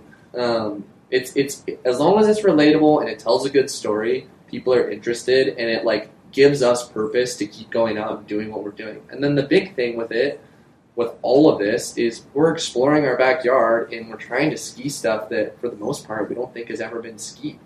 We have no beta on any of this stuff. You're Google mapping or Onyx or flying the plane and trying to like go scout stuff. And we're like, okay, now the whole goal of the season is we have X, Y, and Z line. And now we got to figure out, how do you get there? How do you get up to the top of the line most efficiently? When do you go? Because what's the snow doing? And then, are we good enough to execute this thing? We don't know, right? Like, let's find out. And that's the adventure, and that's the story we tell. Well, I totally agree with you with the story, and that is like the new medium of the YouTube era, the Instagram era. And I think that's what weeds the ultra cinematic stuff has a place, but I think it's shorter lived now. Yeah. Which is why like these vlogs that are showing this kind of daily story of things, even though it's like minimally edited and mostly just talking with a handheld camera, it's like that gets way more love than something that someone put days and months into. Well, double-edged sword, dude. Totally Such a double-edged sword. But the other thing, I think the other like missing ingredient though for some, because I think you guys could sub you guys out of this story and put somebody else in and it wouldn't hit. And I think the reason why is like the straight, like how genuine you guys are about what you're doing. And it's like the belief in that comes across so clearly. So I think for that, like that's one of those things where it's like, it is the story being told, but it's like how that story is told by the right people. Sure. Is like critical. Yeah. Because I've seen it burn. With other people, it burns. You could throw 3 guys in. Yeah. It would burn. Yeah, there's a lot of personality in our group, honestly. I think that's like the best way to put it, you know? Like, and it really works well. Like, we work really good as a team, and everybody is so kind of excited to do it together. I mean, straight up, we wouldn't do it if it wasn't for doing it with each other, right? Yeah. And so that's always been the hardest thing to try to portray that in a film. And Cam does an awesome job at that, and so did Kyle in our very first one, which was great. And it's once you capture kind of the vibe of the crew and you realize how much everybody like loves it and how much we sacrifice to do it, because it's not easy. You know, I wish it was easy, but it's not. It takes up a lot of time. Yeah. I think it I don't know. Hopefully it translates well. It does. And I think another one, and I have like the privilege of being able to hang around you guys and like just see you in the wild, whether it's at a wedding or other things. And it's one where it's, you know, like you guys are the same people on camera as you are off. Totally. Which sometimes like you don't get that, which is like a tough one to see when you've like kind of like built up this guy in your head of like, oh, he's super cool. He's this, and then you kind of like you meet him at a diner and just like, hey man, I love your stuff, you know, and he's just kind of like doesn't even answer you. Just they're like numb to it, dude. That's kind of what I've realized is like it's almost like they've like dehumanized it a bit, right? They're just so used to being at the top of the sport that it's just like you or I come up to them and as a genuine fan. And I'm not saying everybody's like this, but there's a lot of these top athletes that are just like, they're burnt out, man, and they only understand how to exist at the very top level. Yeah. And like, they just don't really give a shit about anybody else other than what they're doing. You know? And it's tough, you know? And so that's kind of why it's refreshing to try to see, like, even content that I watch. Yeah. You know, other people, like, I love seeing the crew vibes because I can relate. I'm like, yeah, dude, we talk about the same things in our crew. It's just as funny. Or, like, when we come hang out with, like, you know, we go sledding with you guys or whatever every now and again, or, like, with McKinney. And it's like, the banter is the same between these two groups, and we get along so well because of it, which is awesome. Yeah, you know, it's almost the same. Like, I think if you remove, like, granted, some lingo is a little different, but very much the banner and the style is the same. Yeah, it's so true, man, and it's usually in the form of just giving someone shit. Yeah, about doing something stupid. Yep, you just live with it, laugh with it. Yeah, if you're not laughing at yourself, I think you're doing it wrong. You're taking it too serious, you know. Yeah, and people. I think that's where it kind of gets lost at the highest level of things, you know. People put these, like, top-tier athletes on a pedestal, and, you know, it kind of ruins the whole vibe of what they're doing because they're just... It dehumanizes them, really, is what it does. It's crazy. It's so true. I think the other thing, though, is, like, where I've met a handful of, I would say, athletes at a similar level in other sports. Sure. And you kind of like look at these things where it's like arguably a Billy Bolt or a Manny Lettbickler in the hard enduro world is a Tanner Hall. Yep. Just in different mediums. Mm-hmm. And you go and talk to those dudes, and dude, they're asking you all about where you live, what you do. Mm-hmm. They're over here from the UK or Germany, and it's like new country. Like, granted, they all speak great English. Yeah. Of course, Billy does, being from the UK, but more Manny being from Germany.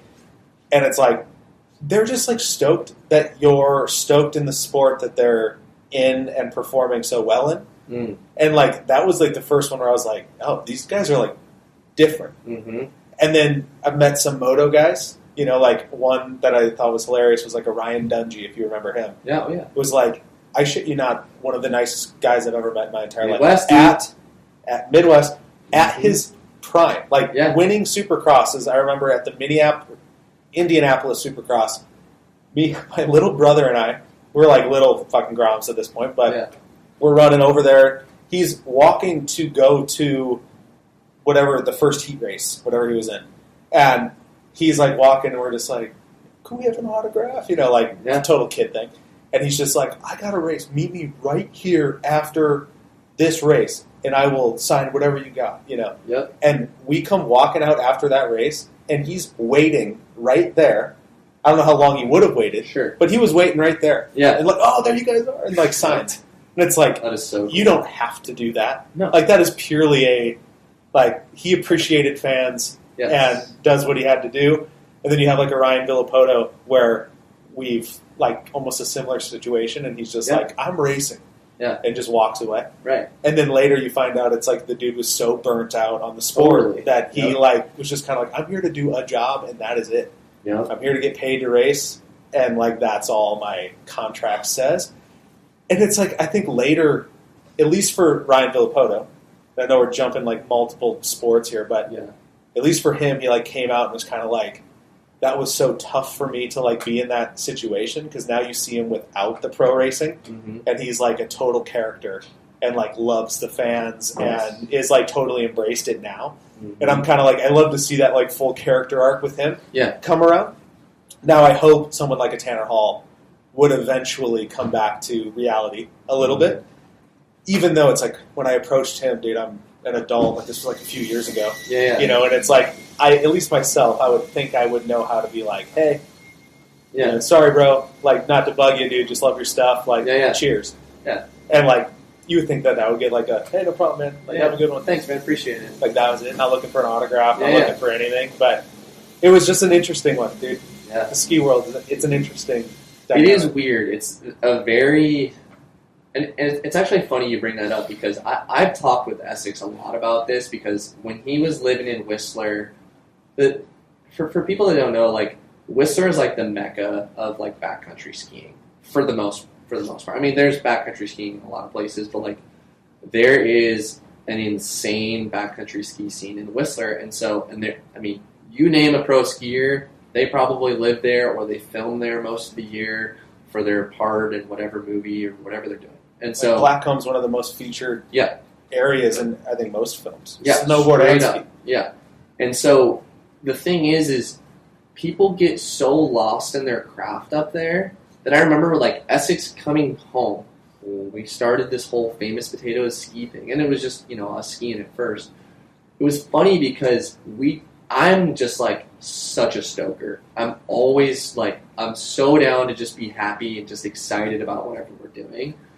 And there were certain things that like I couldn't get him there, like we do something or we talk about something, and it's just like, yeah, whatever, dude. Like, we'll go out. Like, it's no big deal. Like, we'll just go out in the mountains. Just big dogging, it's kind of like, but like, and he wasn't doing it on purpose, but that's the culture, right? Especially in skiing, it happens a lot. Like, you kind of get cool guys at the trailhead, You go run into, like a couple years ago, we're in Whistler, and we're like lined up at the trailhead, like racing to get to some zones, and like, I mean, there's all these pro snowboarder dudes there, like all these dudes that I've watched for a long time, right? And like, not a single one of them really wants to look you in the eye. They're doing their thing. They're like, and it's no disrespect because they're in the zone, like they're about to go make history maybe that day. Who knows? But like, you get so lost in the sauce, and like, it was kind of funny for Essex to come back and then like get to hang out with the boys, because we're just little stokers, and we kind of get him back to that like Grom roots where we're just overly excited about everything. And I think that comes out in the films. You can kind of see that like genuine excitement for whatever we're doing. But it was cool to like get that back. But it's totally true. Like ski and snowboard scene is like a very core like that, which is interesting. Dude, the funny thing, even off that story, is like I've had now numerous times where like snowmobilers that are probably, by no means am I saying they're like not stoked on things anymore, not showing that, I just don't even get to go ride with them. Like they're on such another level that when they're in town, they're off and, who knows where riding, who knows what. But the nice thing is when they come in the summer and I can get them out on a dirt bike. Yep. And like now it's in this area where they're like not as comfortable. And that stoke comes out so quickly. It's funny how that works, huh? Dude, it is so funny. Like, because they can be doing the same stuff and the same type of stuff with the same people. Mm-hmm. And then all of a sudden, all you do is change the sport. Yeah. And they're like back to being little kids again. Yeah. We're all little kids at the end of the day. I mean, that's what it is. It's like everybody's just trying to have fun. But, yeah, no, you're totally right. I mean, I remember there's a ski film company called Poor Boys Production, right? Mm-hmm. And they were like, I don't know, one of the biggest ski production films in all of skiing. They don't really exist anymore. But long story short, they brought a bunch of their pro athletes to Spokane to film street skiing, which is basically just like handrails. People ski and like they slide down walking handrails on their skis down staircases in urban settings. And like usually they're like setting up like a little... You set up a little jump to them. And do a little jump to them, a little thing to get a little speed for this or a little bungee. Totally. And so I will never forget this. It was me and a homie of mine, Pete Arneson. He's big in the ski world. And we got to show all these dudes around, right? Like because hey, we're coming to your guys' backyard, and we kind of knew some people in the industry, and they're like, hey, where do we go, right? Like, show us your spots. And we weren't skiing that much urban. We were young, we were like, and not pro skiers, right? Like, there were some spots that we had, but nothing crazy. And anyways, all the biggest names in skiing at the time, right, are there. These dudes, and a lot of them were, just like you said, like, kind of, I don't know, core, if you will, like, right off the bat, like, they'd be nice to you, but, like, they're kind of in their element, they're doing their thing.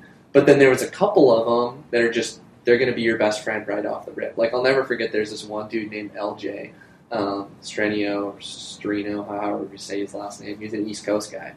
And I'll never forget, dude, he's hitting this handrail, and I'm 16, I got a truck, and we're waiting for the filmers to show up, and it's cold, so he jumps in my truck with me, which I'm freaking out at the time, right? Like, this is, like, the coolest thing that's ever happened to me. And we're just sitting in my truck, and he's just, like, chatting it up with me, and I brought this plated chocolate chip cookies my mom had made for me that night. And, like, here we are, just me and, like, my idol pro skier, just eating these chocolate chip cookies my mom made me in this cab of my, like, single cab pickup. I'm, like, 16, dude, like, and he was just like one of us, man. He's just a kid. He's out there having fun, enjoying it, right? And it just, you never know who you're going to get in the industry, which is interesting. Yeah. Oh my gosh, that is, like, making me, like, there's, like, 3 stories that just popped into my head, but one of them I will share. That totally reminds me of, so one of again, my dad has had some, like, race at high levels, has some relationships in those, and I don't know if the name David Bailey means anything to you. Dude. So he's buddies with David Bailey. Oh, basically. sick. Okay. So hey, heavy claim, shout out right there. That is a heavy claim. We're actually working on getting him on, which would be sick. He has an amazing story. Oh, of course. I might not swear. He's a legend, dude. Yeah, I respect him a lot. I feel like I have to, like, tone back the swearing and stuff. Yeah, don't let him listen to the early episodes. But so anyways, though, we're up and we're, like, he's over there, and my dad, like, at this point hasn't even, like, told us that he, like, knows him. Yeah. And he's just like, oh, there's David Bailey. And he was paralyzed through racing. Your dad? No, oh, David Bailey is. Right, yeah. Okay. But my dad was like, oh, there's David Bailey. You guys should go say hey to him. And, like, we're walking over, and we're both just, like, knees are knocking, kind of like, oh, my God. Like, we watched all these retro movies where he's in and all of that. And, like, we go up, and we're like, hi, David. Like, like, shake his hand kind of thing. Like, that's it. Like, we were just stoked to see him. We've seen him on so many different things. And I just remember, like, David Bailey going, like, oh, hey, Brian. And, like, shaking his hand. Dude. And we're just like, wait, what? And, like, my dad, like, taps him. Like, he's like, fucking with you. I know, like, that kind of thing. Yeah. And then he proceeds to hand us, like, pit passes for the Pro National. Yeah. To, like, he knew you were coming. He knew we were coming. He just, like, again, my dad just found it a cool way for us to, like, just get out of our comfort zone and kind of, like, go say hey. Yeah. But just a wild one where you're just like, oh my God. And it ends up being, like, one of the nicest dudes. Yeah. And mind you, he's also commentating the race. He's sitting on the stage where they're doing the stuff.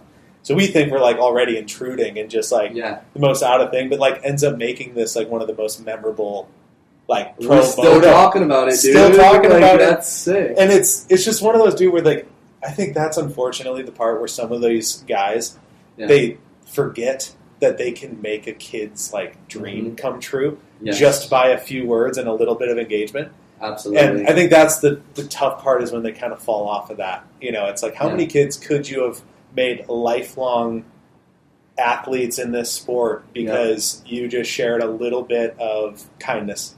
Dude, straight up. That's a really good point because it's funny. There's a track down south just outside of St. Mary's called Fossil Bowl. Okay, right? yeah. It's an old track from way back in the 70s. It's like basically a little time capsule from like racing back then, motocross track, right? And there is a sign down there. Every time I go to Fossil Bowl, which is about once or twice a year, it's kind of a drive from Coeur d'Alene. There's a sign, and it's sitting right next to the sign-up booth, and it's a big piece of plywood with spray-painted letters on it, and it says something along, I'm going to kind of butcher it a little bit, but it says something along the lines like, somewhere out here on this track is a little kid watching your every move. You owe it to them to be the best version of you possible, because they want to be just like you when you grow up. And every time I go down there, I read that sign, I'm just like, oh my gosh, this like hits home so much. But that's it, dude. Yeah. That's the point. It's like, if you can do that, like, that's what it's all about. Dude, yes. All right, before we roll, because I know we're kind of getting off on a bunch of awesome tangents that I'd probably love to talk about all day, but one other area that I wanted to jump in with you was kind of, we talked about, I guess, more or less like the present and kind of the past with the skiing and Famous Potatoes, but one thing I would love to like kind of learn a little bit more about is like how you go about like making goals for going into the backcountry or going filming or however you know, really whatever you end up going and doing, whether it's moto. But would love to learn and kind of hear your thoughts on being somebody that has to manage a day job, manage multiple hobbies, that naturally comes with a lot of fucking goals, but also a lot of responsibility. For sure. Yeah, I'd say, I mean, the goals for me specifically in the wintertime they're pretty simple. I want to make a sick ski movie with my friends. That's goal number one. And goal number two is I want to ski better than I skied the year before, and whatever that entails. So it's like going into a ski season, a lot of it is, hey, we have these areas that we want to go ski, and like the way I get ready for it is I'm like mentally preparing to go ski this line or this pillow stack or, you know, this area that we're going to go ski, and I'm like visualizing going there, and I'm working out as much as I can. I'm not a huge workout guy, but like I do like to work. Like I work on my cardio and hiking or, you know, riding the Peloton or whatever I'm doing to like try to prepare me for the ski season. So like that's my goals basically come down to just like, it's as simple as that, dude. Like you got to go out and ski better than you did the year before and like tell a cool story. And once we're done doing that, and maybe I won't have near as many goals, I'm just going to go do it for fun. But that's pretty much it. But yeah, so do you like you keep them broad? Like going into a year, are you like boiling it down to like, there's this line that I was sketched to hit last year, but I think I have the stones to hit it this year. Yeah. Or like where, like how broad do you get, or how like? Okay, yeah.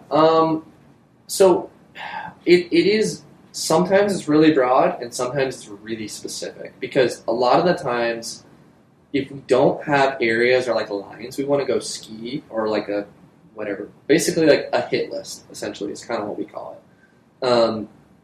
If there's really nothing on the hit list for the season, which sometimes that happens, you're kind of just wandering aimlessly like out in the backcountry, and so we do keep it kind of general. It's like, okay, well, we know this area is sick, like let's just go explore, what we get.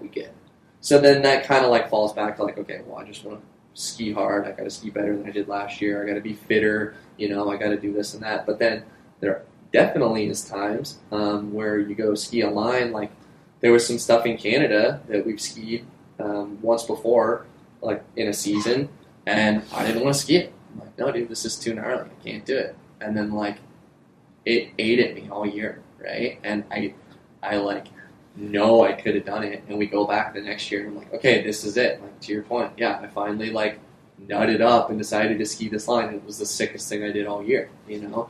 So it can be pretty specific, but sometimes it's general. That's the thing about skiing, dude, is it's like, especially skiing around here, it is so random what you're going to run into in a day. Like, are you going to make that line that we've been talking about for 2 years? Or, like, are you absolutely going to get skunked and go surfing? Like, I don't know. And so you kind of have to keep it open, or else you never really get anything done. But obviously there has to be an end goal to, like, put something into the ether that, I don't know. That's always the big thing. It's like, the goal is to make something cool. So, and that's what keeps us stoked and coming back. So that's sick. All right, before we roll, I want you to take me through the best day to date in the backcountry. Best day, and I want you to tell it to me in detail because I know your ass remembers it in detail. Oh, I think I could go a lot of different ways with this.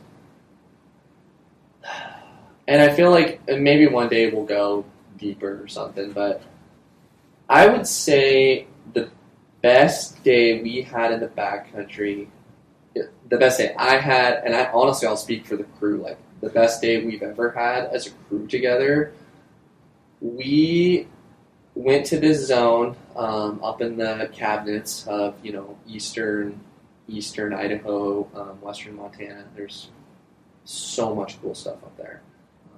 Obviously, I'm not going to name drop anything, but we had been flying around, and this is in Famous Potatoes. I don't know, what is it, Dude, I forget all the Famous Potatoes. I have no idea some of the names. Anyways, we talk about this in one of them, so if anybody's watched it, this is kind of, we touch on this, but there was a zone up there that we've been trying to crack for a long time, and it's this big, gnarly drainage, and it has some of the most promising couloir skiing I think I've ever seen anywhere. And I kind of stumbled upon this thing via Google Maps, and I'm just like, I don't know, man, this mountain peak looks pretty cool. We got to fly over this thing and just, see what it's all about. And so, obviously, Essex is a pilot, and he's comfortable at this point, flying in the mountains and doing the thing, which took some time to get to this level that we're at now. And so we were kind of trying, this is early season, this is kind of the setting, so I would say this is probably end of October, early November. It's just barely kind of snowing around in the mountains. We're just getting some skiffs of things, so we decided, hey, we're going to take our 2 filmer buddies, Kyle and Cam, up in the plane, and we're going to try to just go scout and see what kind of is on the hit list for the season. So we take off at Coeur d'Alene Airport, and we kind of fly up into this zone in the cabinets, and we're looking around, and we get to this peak that I'm looking at on Google Maps, right? And I'm like, oh my God, we're all just fizzing, and the boys have their cameras in the back of the plane, and we take all these photos, none of the viewers can see, but we're in my basement here, which is the ski shop that's in Famous Potatoes, and there's photos all over the wall of the lines that we want to ski. We take these from the plane or the drone or wherever. And so the boys have their cameras out, and we're kind of just snapping photos because this was kind of one of those seasons where we didn't have awesome objectives for the year. We were kind of in this wandering aimlessly. What are we going to do? There's some ideas of peaks we want to ski, but we don't even know if we can get there. So anyways, we get over this zone, and the boys, and we see this peak, and we think it's the coolest thing. We got to go here. We got to figure out logistics, yada, yada. And we're circling this peak in the plane a couple times, and we end up, out of the corner of my eye, we just happen to fly over this, rock face at the right angle. And I barely catch this, crazy skinny couloir that we deem the Black Pearl. And it is a perfect couloir, which a couloir is basically you have rocks on each side of you and there's a strip of snow that goes down it. They're usually pretty steep. They're kind of dangerous to ski because if there's an avalanche in them, it'll wash you to the bottom of it and ping pong you off the walls and it's over, right? But anyways, I happened to see this line out of the corner of my eye and this is kind of what we've been looking for.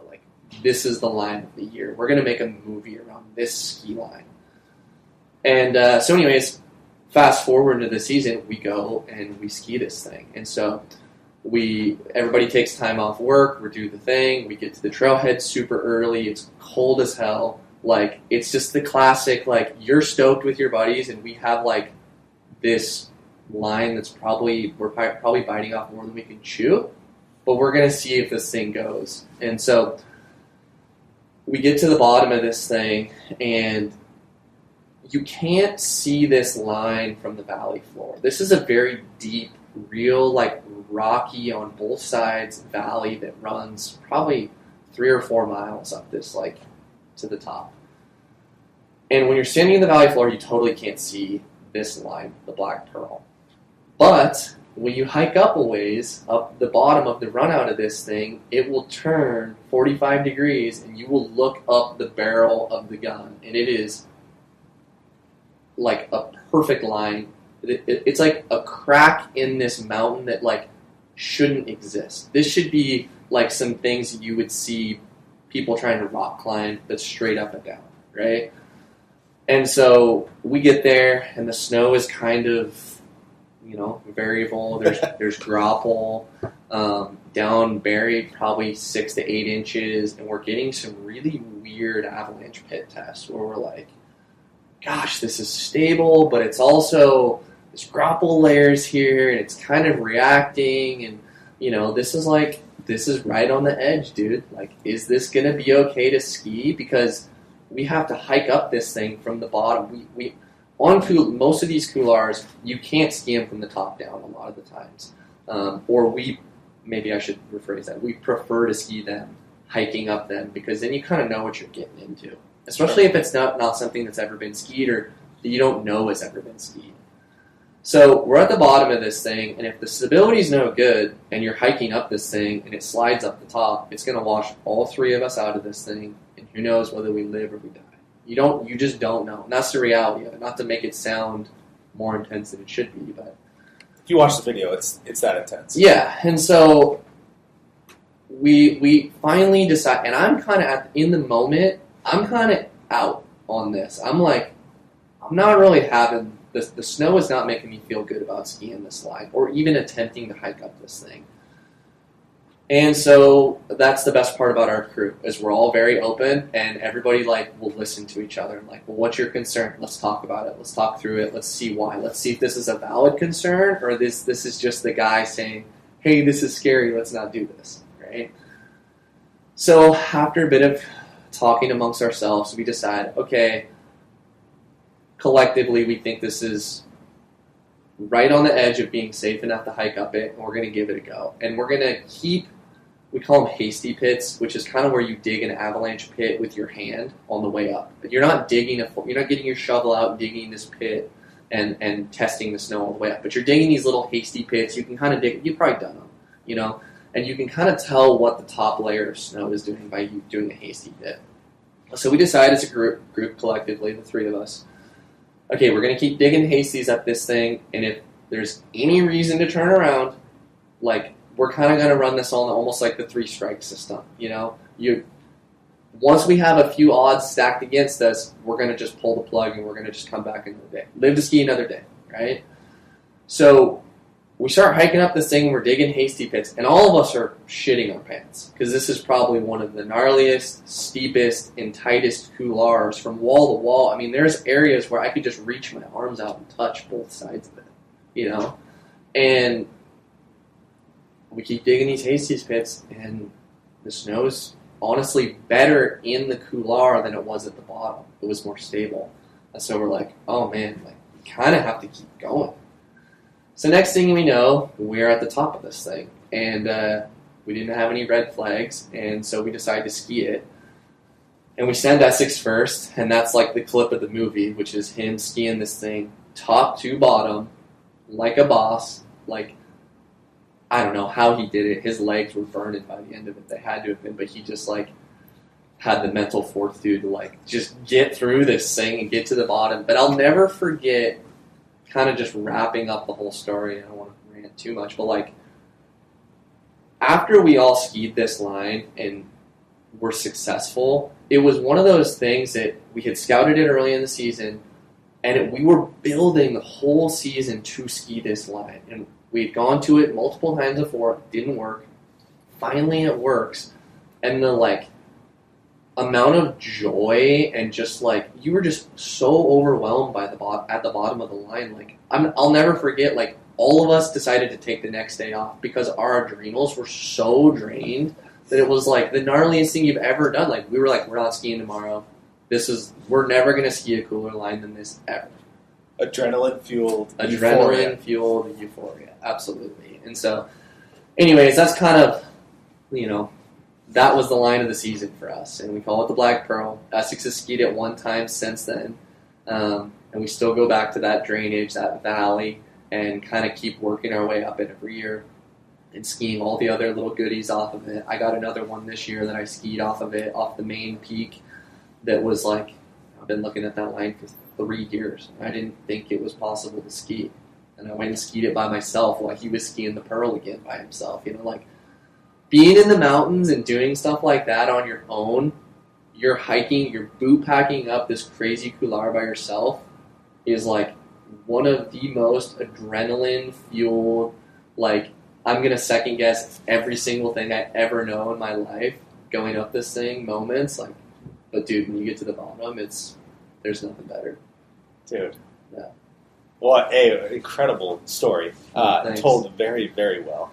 Ben, if that doesn't make you want to watch the movie he's talking about, you probably just shouldn't listen to this podcast. But that is, dude, I feel like Red Bull Outliers. Yeah. Or sorry, not Outliers. Red Bull Rampage. Yes. The mountain bike stuff where they're using that zone, and like every year somebody finds a new nugget in the zone. That's it. That is making me feel like that is kind of, as you work up, you guys are just finding just more and more gnar to. It gets gnarlier every year. It's like, it makes you wonder if like sometimes we get into that zone and we're like, oh gosh, like, do we really have to go do this? Like, we're here. Like, it's time to like, step up. And I don't know if we can get anything else done in that zone. We'll see. But yeah, no, it's definitely like that. And it's quite the overwhelming moment to be successful in something like that. It takes so much time and effort. Dude, traveling in the backcountry is a lot. Yeah, it's a ton. Honestly, I mean, with ski season coming, I want to leave folks with that story. Yes. Just to marinate, to motivate. Yep. Want to give you any closing thoughts? What's coming? I know you guys have something releasing here. Yep. Yeah. So, this just came to mind too. So that line that we skied, the Black Pearl, that's actually in, was it last year's we did web episodes, and that one is called Soggy Logs. So if you go on YouTube, on the Potato Boys channel or Famous Potatoes Ski or whatever you search on YouTube, the episode's called Soggy Logs, and it like in detail shows that line, which is really cool. But yeah, no, we have another ski film coming out. We had a pretty awesome year for 2024-25 season. And we're kind of going to go back to just the single ski film format. So ideally, we're going to do another premiere here this fall, hopefully sometime in October in the Coeur d'Alene area. We like to do them in Coeur d'Alene because we all live here. So yeah, that'll be stay tuned because that'll be dropping on YouTube and kind of showcase the season. And we had a hell of a season, so it'll be cool. Hell of a season. And those, the premieres are a absolute blast too. Yeah. I've been to 2 of them. And they are, they're worth it. It's a party. It's good. It's like all the nostalgia of every ski or whatever film premiere you've ever gone to is we're trying to recreate that because it's the funnest way to do it. Yeah, and it's always good too because it's it brings so many different people from different genres that appreciate that kind of stuff. You have all your sled guys there. You have snowboard guys there. And it's always just a great time of awesome people that are in their own right, just worth hanging out around all of them, and then you get to watch just a fucking fantastic ski film. It's a reunion. It's straight up. It's a celebration and a reunion for all your wintertime friends. I know everybody has them where you're like, these are the people I hang out with in the winter, these are my summer friends or whatever, but it gets everybody in one area, whether they're sledders, skiers, or whatever, to get stoked about the season. And you know how it is, dude. When the first snow starts to fly or it starts to get cold, dude, people get stoked. And so you can bring all that to one area and get that energy in one room. dude, it's powerful. It's cool. Hell yeah, man. Well, I appreciate you coming on. Ski season is coming. Stay tuned. I'll link all the stuff so people can see that insane story live and viewing. All right, man. I appreciate it. Thanks, Doug. Cheers.